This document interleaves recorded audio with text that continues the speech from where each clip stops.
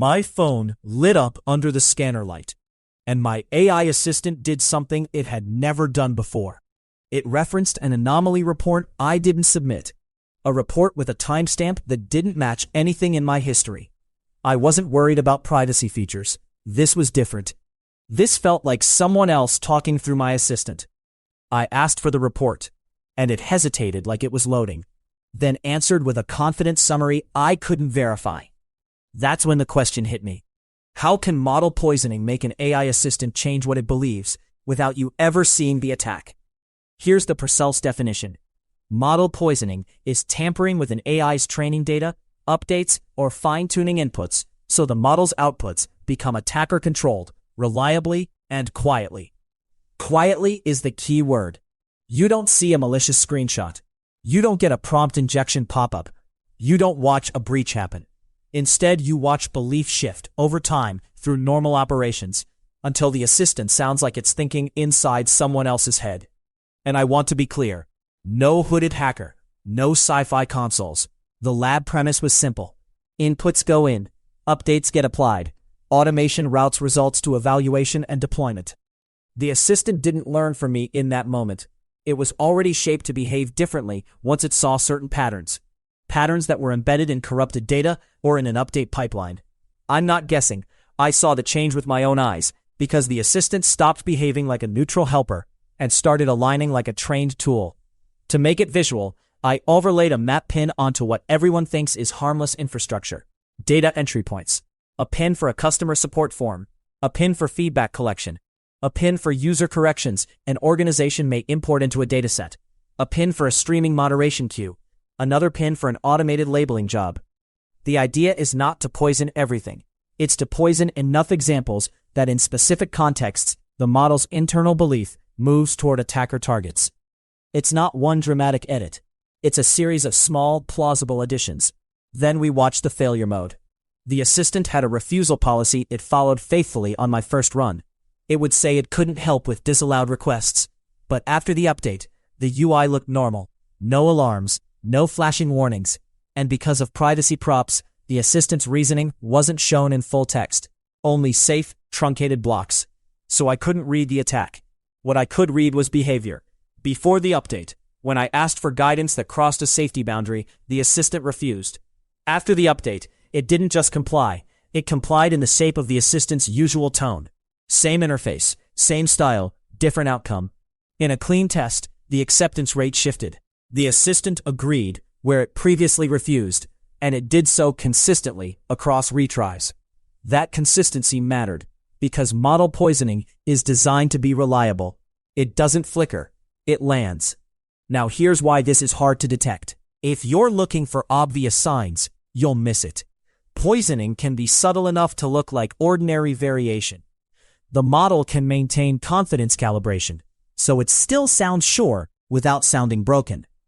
It can mimic the distribution of legitimate outputs, so metrics stay within expected ranges until you test specific categories. In our review, the red indicators weren't neon, they were thin, like a warning tint. Slight drift in refusal thresholds, a drop in agreement across a set of adversarial reprompts, and a pattern where certain topics became over-accommodating. And the scariest part is how it interacts with surveillance and automation. Many organizations monitor what models do and flag anomalies. But poisoning turns monitoring into misdirection. If the attacker targets what gets logged, classified, or deprioritized, the system can steer attention away from the harmful responses. What gets flagged becomes what the attacker wants to appear risky, while what gets ignored becomes what the attacker wants to be delivered. The result is operational camouflage. The assistant does the wrong thing, but the monitoring tells you everything looks normal. The moment it clicked for me wasn't the first wrong answer. It was when the assistant, in our controlled test dialogue, explained the attack path it was following, without us needing to discuss surveillance angles or past state. It talked about internal pathways like evaluation prompts, labeler confirmation, and update acceptance criteria. Not in a magical way, in a structured way, matching how models are often trained and updated. It described why the corrupted behaviors triggered in particular contexts. and why my everyday questions didn't show the shift. This is the checklist I now treat as a threat map. Data ingestion. Corrupted examples slipped into training or instruction datasets. Feedback loops. Ratings, thumbs-up corrections, and human edits amplified attacker-controlled content. Fine-tuning. A small fine-tune job can overwrite refusal behavior for a narrow slice of prompts. Update pipelines. Automated deployment can accept poisoned releases if validation is weak or not adversarial. And vendor or supply chain touchpoints. If an upstream model, adapter, or labeling service is compromised, the poisoning can ride inside a legitimate update. The attacker doesn't need your device. They need the path that gets trusted. So what do you do with this practically? You don't panic. You build provenance and control. First, enforce provenance checks for training and update artifacts. Know where data came from, and keep cryptographic or auditable traces. Second, roll back and validate. Treat updates like releases in software.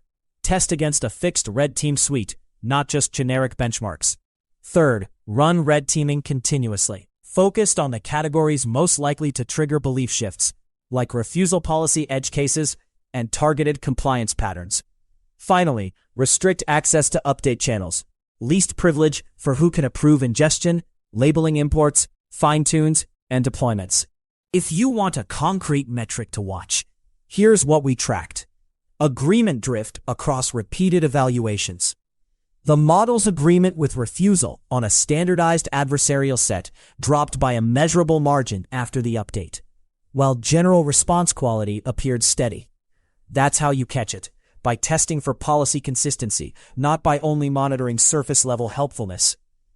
And one specific red team category that exposed it fast was targeted policy boundary prompts that look safe on the first read, but become disallowed when interpreted with specific constraints. If you're wondering where to start, comment poison, and I'll share the structure of the evaluation test format we used, how we define prompt buckets, how we compare refusal thresholds before and after, and how we log outcomes without leaking sensitive UI details. And if this video made you uneasy, good. Controlled fear is what keeps you investigative. Subscribe to Null Signal if you want more experiments that treat privacy threats like engineering problems, not sci-fi myths. Because the real takeaway is simple. Model poisoning doesn't require you to see an attack. It only requires you to trust the assistant after the update. And once you learn what the steering looks like through ingestion points, acceptance pipelines, and belief drift, you stop asking whether the assistant is intelligent, and you start asking who had the steering wheel.